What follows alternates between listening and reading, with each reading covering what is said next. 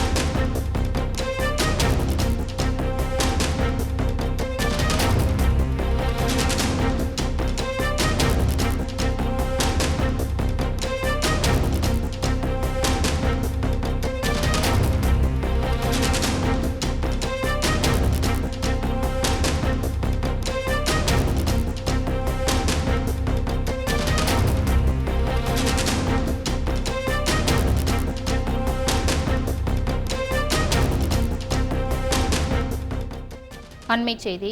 சட்டவிரோத பணப்பரிமாற்ற தடை சட்ட வழக்கில் வங்கி ஆவணங்களை வழங்கக் கோரி முன்னாள் அமைச்சர் செந்தில் பாலாஜி தாக்கல் செய்த மனு தள்ளுபடி செய்யப்பட்டிருப்பதாக அண்மை தகவல் கிடைத்திருக்கிறது. இது தொடர்பான மேலும் விவரங்களை தருவதற்காக எமது செய்தியாளர் சுரேஷ் இணைப்பில் இருக்கிறார். சுரேஷ், வணக்கம். இந்த வழக்கு தொடர்பான முழு விவரங்களை சொல்லுங்கள்.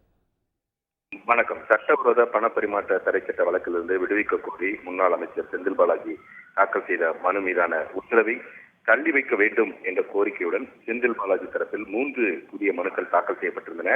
அதாவது நீதிமன்ற உத்தரவின்படி வங்கி ஆவணங்கள் வழங்கப்பட்ட வங்கி ஆவணங்கள்ல வேறுபாடுகள் இருப்பதனால விடுபட்ட அந்த ஆவணங்களை வழங்க வேண்டும் என்றும், கரூர் சிட்டி யூனியன் வங்கியினுடைய கடிதத்தை அது தொடர்பான ஆவணங்களை வழங்க உத்தரவிட வேண்டும் என்றும் அந்த மனுக்களில் கோரிக்கை விடுக்கப்பட்டிருந்தது. இந்த மனுக்களை விசாரித்த நீதிபதி அல்லி இந்த வங்கி தொடர்பான ஆவணங்களை வழங்க கோரி செந்தில் பாலாஜி தாக்கல் செய்த அந்த மனுவை தள்ளுபடி செய்தும், கரூர் சிட்டி யூனியன் வங்கியினுடைய அந்த கடிதம் தொடர்பான தகவல்களை செந்தில் பாலாஜிக்கு வழங்க வேண்டும் என்றும் நீதிபதி அமலாக்கத்துறைக்கு உத்தரவிட்டிருக்கிறார்.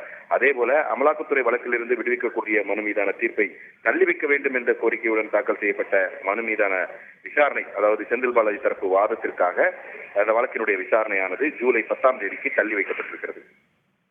விரிவான தகவல்களுக்கு நன்றி சுரேஷ்.